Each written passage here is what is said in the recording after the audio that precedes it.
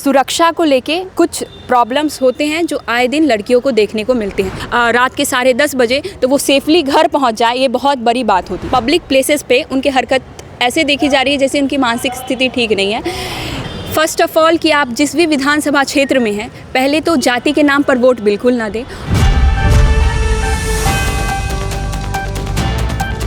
चलिए, आपका नाम बताइए। छवि। कहाँ से हैं आप? पटना यूनिवर्सिटी के पटना कॉलेज से मास कम्युनिकेशन की स्टूडेंट हूँ। यहाँ पे आप आती हैं जब, तो आपको आने में कोई परेशानी?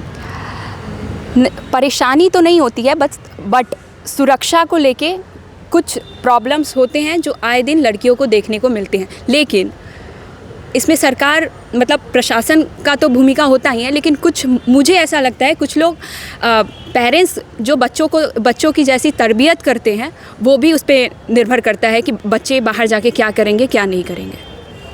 जैसे आपने कहा कि तरबियत करेंगे, इसमें आप कुछ एग्जाम्पल से बता सकते हैं कि क्या समस्याएं होती है आखिर छात्राओं को यहाँ पे आने में? छात्राओं को समस्या ये होता है कि पहले कि अशोक राजपथ का जो इलाका है ये पूरा बन रहा है, ठीक है, तो ट्रांसपोर्टेशन में तो प्रॉब्लम होता है, ठीक है। और दूसरा क्या कि आप आ रहे हैं और कोई आप पे भद्दे भद्दे कमेंट्स कर रहे हैं, ये भी मैटर करता है।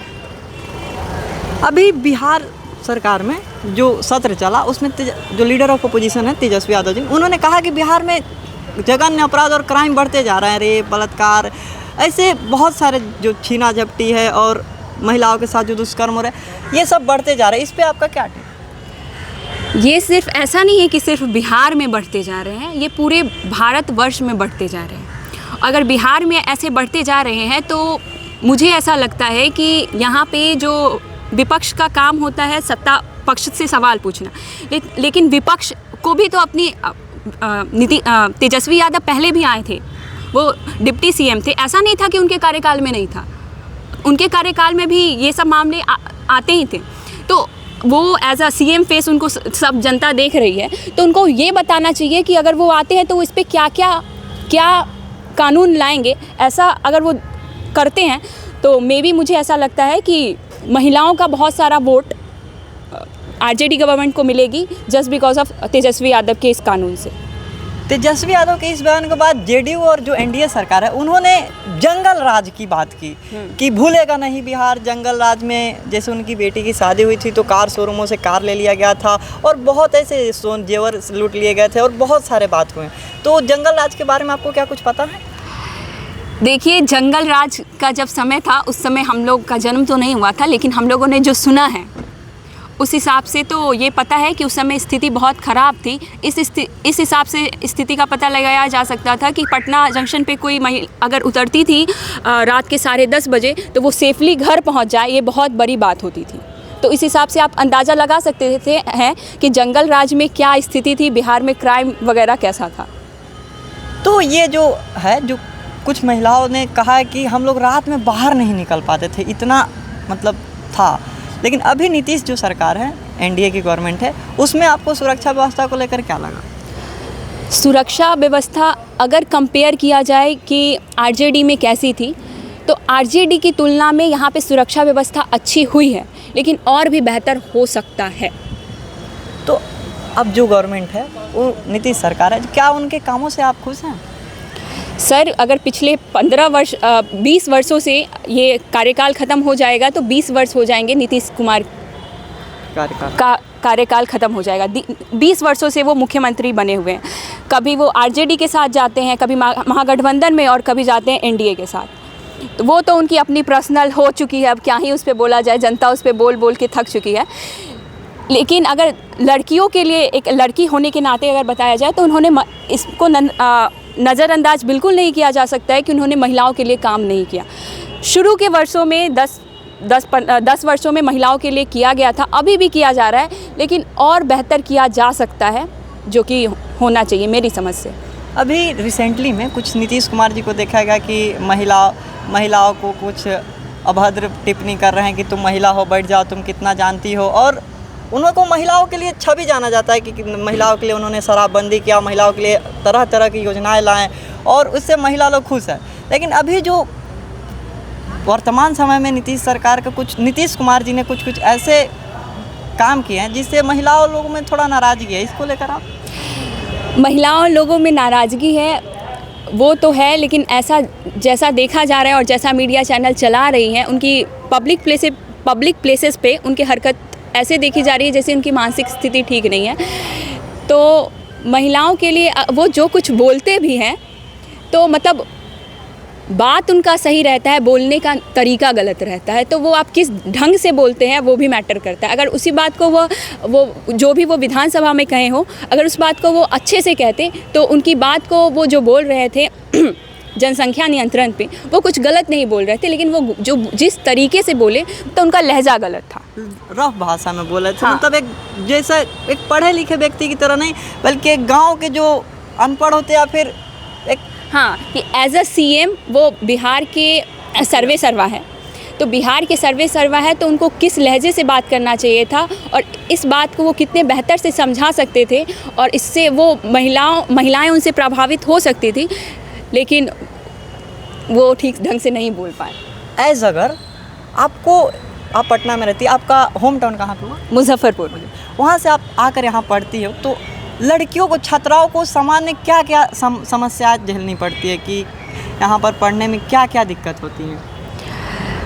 फर्स्ट ऑफ ऑल कि यहाँ पे ये मेरा पर्सनल चॉइस था कि यहाँ पे मैंने पढ़ना है, तो मेनली जो रहता है सिक्योरिटी का ही प्रॉब्लम रहता है। और दूसरा क्या कि अभी मेरे हिसाब से जो सबसे बड़ा मुद्दा होना चाहिए कि ठंड के मौसम में अगर देखा जाए तो इतना मतलब पॉल्यूशन लेवल AQI यहाँ 250-300 पार चला जाता है।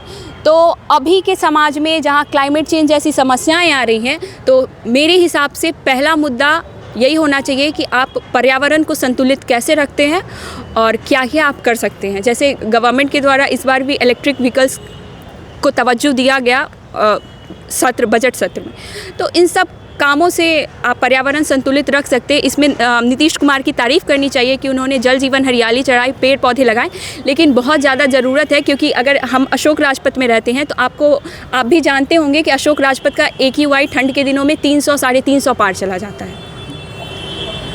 एक बात और, बिहार विधानसभा की चुनाव आती जा रही है और सभी राजनीतिक दल अपना दावा ठोक रहे हैं कि हाँ। इस बार हम अपना सरकार बनाएंगे। इनमें से कुछ मुद्दा बनाया जा रहा है कि हम लोग रोजगार देंगे, हम लोग सुरक्षा देखेंगे, और अभी इस मुद्दा को भी बनाया जा रहा है, सुरक्षा को तो बनाया ही जा रहा है, और रोजगार और शिक्षा और स्वास्थ्य, ये 4-5 मुद्दे हैं। तो इस पर गवर्नमेंट जो है, जो हर एक पार्टी अभी बोले कि हम काम करेंगे, तो जो भी गवर्नमेंट आती है या फिर आप जिसको चुनते हैं उससे आपका क्या है कि वो आए तो सबसे पहला काम क्या करें? सबसे पहले कोई भी गवर्नमेंट आती है तो शिक्षा, क्योंकि शिक्षा ही बुनियाद होता है। अगर शिक्षा अच्छी रहेगी तो ऑफ कोर्स आप स्किल्ड रहेंगे तो ऑफ कोर्स आपको रोज़गार पाने में दिक्कतें नहीं होंगी। लेकिन जो सरकार पहले से थी उन्होंने अभी तक ऐसा कुछ काम किया, इसको अंडरमाइन नहीं किया जा सकता कि कुछ नहीं किए, कुछ किए, लेकिन जो होना चाहिए वो नहीं हुआ। अगर अभी से भी शिक्षा को ध्यान मतलब हमारे बजट में अभी भी देखा जाए तो 50,000 करोड़ रुपया शिक्षा को दिया गया है, उसमें ज़्यादा से ज़्यादा शिक्षकों को बस पेमेंट किया जाएगा। तो क्वालिटी एजुकेशन है, अगर उसको बढ़ाया जाए, और बिहार गवर्नमेंट जो है वो बेसिक मतलब प्राइमरी स्कूल्स वगैरह पे तो ध्यान दे रही है, लेकिन जो हायर एजुकेशन है उस पे ध्यान नहीं दे रही है। तो यूनिवर्सिटीज़ वगैरह को बहुत ज़रूरत है ध्यान यूनिवर्सिटीज़ को, क्योंकि भले ही CBCS सिस्टम आ गया है लेकिन बहुत सारे यूनिवर्सिटी में अभी देखा जाए तो सेमेस्टर वगैरह लेट चल रहे हैं।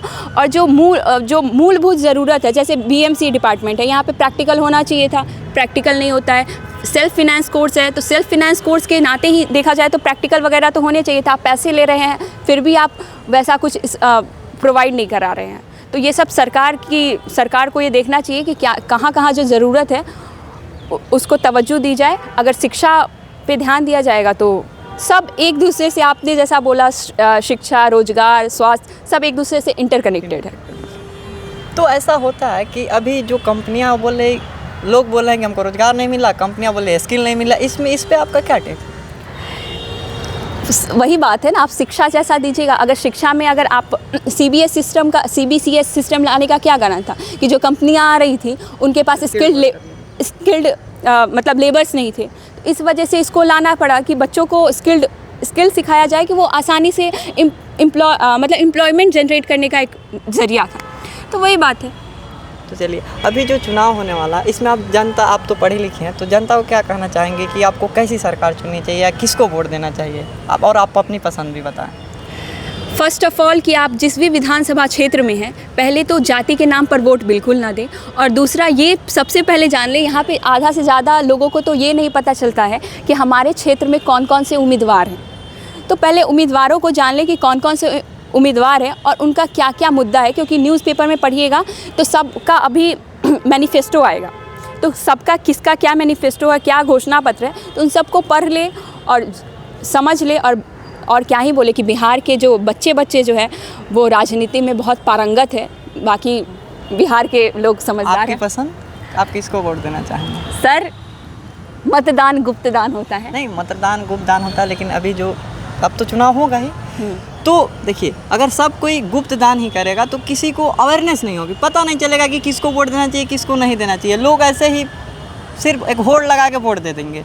लेकिन आप अगर बताते हैं कि ये नेता हैं, इनमें ये क्वालिटीज़ हैं, तो इनको वोट देना चाहिए, एक बार इनको सरकार में लाके देखना चाहिए, या फिर अभी जो गवर्नमेंट है उनको ही फिर दोबारा से फिर से जिताना चाहिए, दोबारा इनकी सरकार बनानी चाहिए, तो लोग इससे जानेंगे, लोग शिक्षित होंगे, लोगों में अवेयरनेस आएगी। सर, ये काम पॉलिटिकल पार्टीज़ का है कि वो अपने उम्मीदवार के बारे में सही सही बात बताएं। मेरा बस यही पसंद है कि चेंज ज़रूरी है और नीतीश कुमार को चेंज करना चाहिए, क्योंकि वो बहुत वर्षों से हैं और बिहार की जनता बहुत युवा जनता है। तो बिहार के युवा नेताओं को ज़रूरत है लाने की, और इसमें बहुत सारे नेता हैं। प्रशांत किशोर जनसुराज के नेता है, उन्होंने बहुत अच्छे अच्छे मुद्दों को उठाया। चिराग पासवान, लेकिन तेजस्वी यादव है, लेकिन ये लोग ये नहीं बता रहे हैं कि हम क्राइम बढ़ रहा है, सरकार क्या ये है। ठीक है, एज अ अपोजिशन आपका काम है कि आप बता रहे हैं, लेकिन आप क्या क्या करिएगा, सिर्फ कहने से नहीं होता, आप क्या क्या करिएगा वो भी आप बताइए कि आप क्या क्या कीजिएगा। चलिए, धन्यवाद।